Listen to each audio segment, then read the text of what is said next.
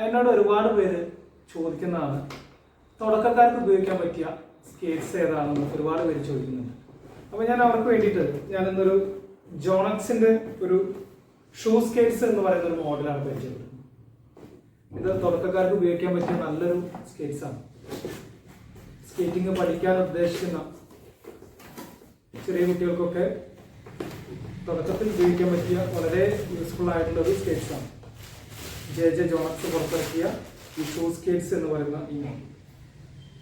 ഇതിന്റെ പ്രത്യേകത എന്ന് പറഞ്ഞാൽ ഇത് ഇൻബിൽഡ് ആയിട്ട് ഇതിന്റെ മുകളിൽ ബൂട്ട് കൂടി വരുന്നുണ്ട്. സാധാരണ ബിഗിനിങ് സ്കേറ്റ്സിലൊന്നും ഇങ്ങനെ ബൂട്ട് ഇല്ലാത്തൊരു ടൈപ്പാണ് എല്ലാവരും സാധാരണ ഉപയോഗിക്കാറുള്ളത്. പക്ഷെ അതിന്റെ പ്രശ്നം എന്ന് പറഞ്ഞാൽ നമ്മൾ സാധാ സ്കേറ്റ്സിന്റെ മുകളിൽ വെച്ച് കെട്ടി സ്ട്രാപ്പ് ചെയ്യണം.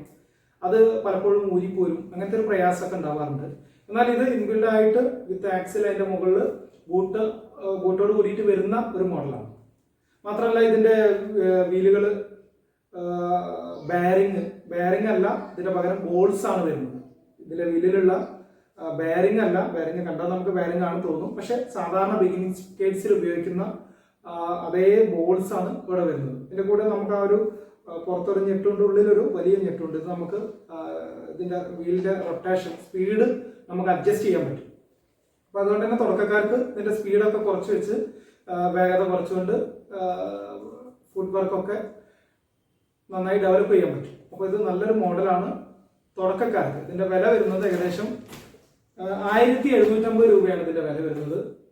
എല്ലാവർക്കും വാങ്ങാൻ പറ്റിയ നല്ലൊരു മോഡലാണ്. ഇതിന്റെ കൂടെ തന്നെ സ്കേറ്റ്സും ഒരു ബാഗ് കൂടിയുണ്ട്. നമുക്ക് സ്കേറ്റ്സ് ഇടാൻ പറ്റും.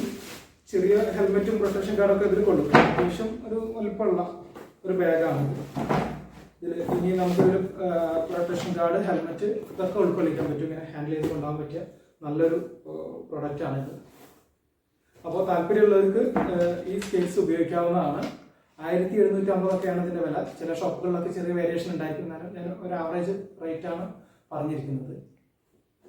Okay, thank you.